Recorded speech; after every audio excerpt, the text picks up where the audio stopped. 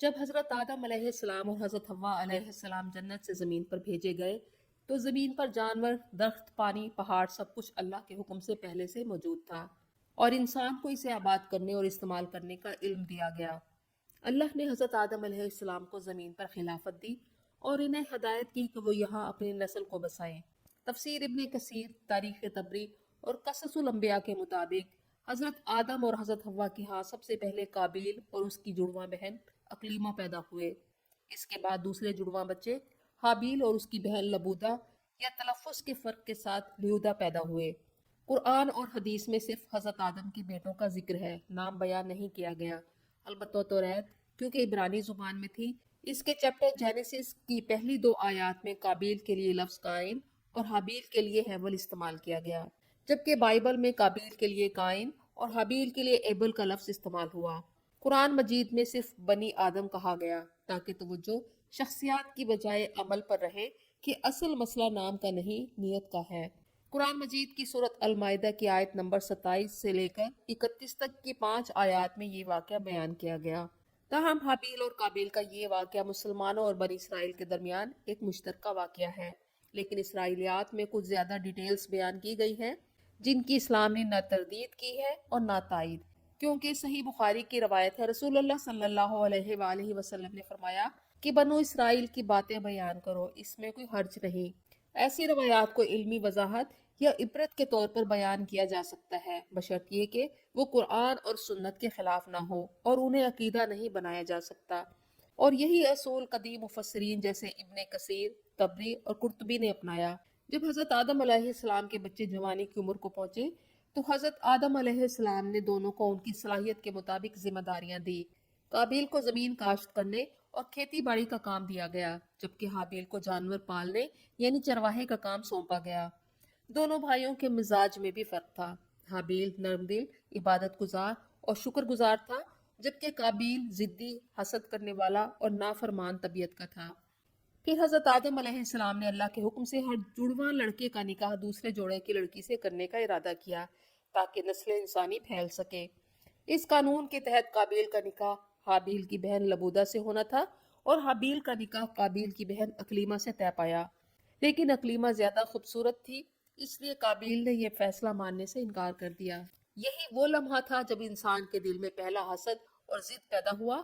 حضرت آدم علیہ السلام نے اپنے بیٹے قابیل کو سمجھایا کہ یہ اللہ کا حکم ہے، لیکن قابیل نے اپنی ضد پر اصرار کیا۔ معاملہ طول پکڑ گیا تو حضرت آدم علیہ السلام نے فیصلہ اللہ کے سپرد کر دیا۔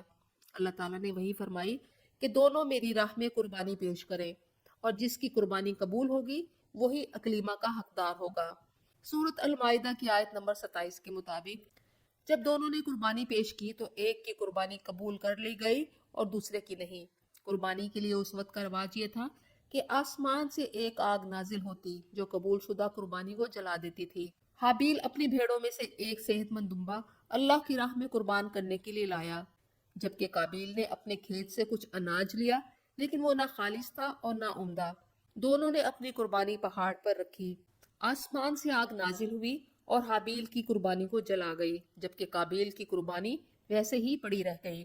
یہ اللہ کی نشانی تھی کہ حابیل کی نیت خالص تھی اور قابیل کی نیت میں کھوٹ تھا۔ یہ منظر قابیل کے لیے ناقابل برداشت تھا۔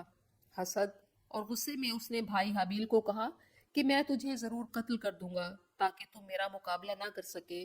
قرآن مجید کے مطابق اس موقع پر حابیل نے 3 انتہائی اہم باتیں کی کہ یہ تو اللہ تعالیٰ کا اختیار ہے اور وہ متقی لوگوں کی قربانی قبول کرتا ہے۔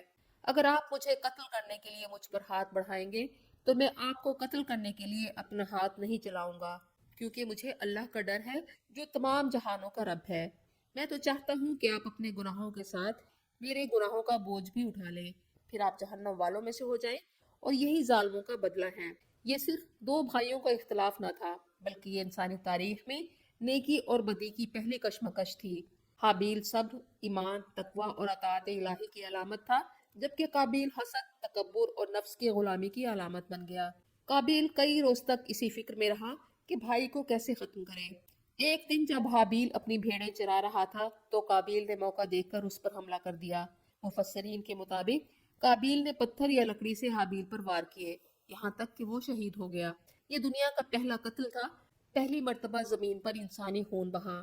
بخاری و مسلم کی روایت ہے، رسول اللہ صلی اللہ علیہ وآلہ وسلم نے فرمایا، دنیا میں سب سے پہلے جو خون ناحق بہایا گیا وہ حابیل کا خون تھا، اور قیامت تک جو ناحق خون بہایا جائے گا اس کے ایک حصے کا گناہ قابیل پر بھی ہوگا، کیونکہ وہ پہلا شخص تھا جس نے قتل کا طریقہ ایجاد کیا۔ بھائی کو قتل کرنے کے بعد قابیل نے بھائی کی لاش کو دیکھا۔ نہ پہلے کبھی انسان مرا تھا، نہ اسے دفنانے کا طریقہ معلوم تھا۔ بعض روایات کے مطابق وہ کئی دن تک لاش کو کندھے پر اٹھائے پھرتا رہا۔ اللہ تعالیٰ نے اس کی رہنمائی کے لیے ایک منظر دکھایا۔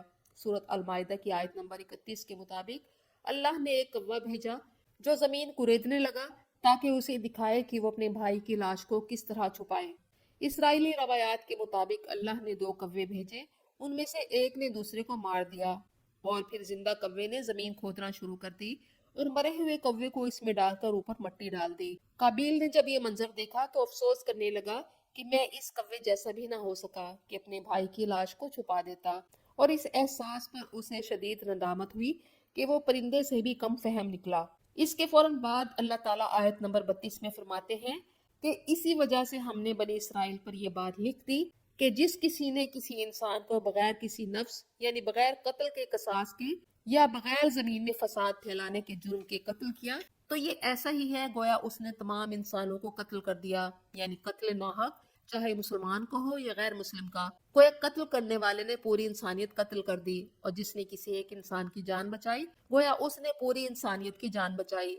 بعض روایات کے مطابق اس قتل کے وقت حضرت آدم علیہ السلام عبادت کی غرض سے مکہ گئے ہوئے تھے۔ جب اللہ تعالیٰ نے حابیل کے قتل کی حضرت آدم علیہ السلام کو بذریعہ وحی یا الہام خبر دی تو حضرت آدم علیہ السلام سخت غمگین ہوئے، اور ایک روایت کے مطابق وہ کئی روز تک مسلسل روتے رہے۔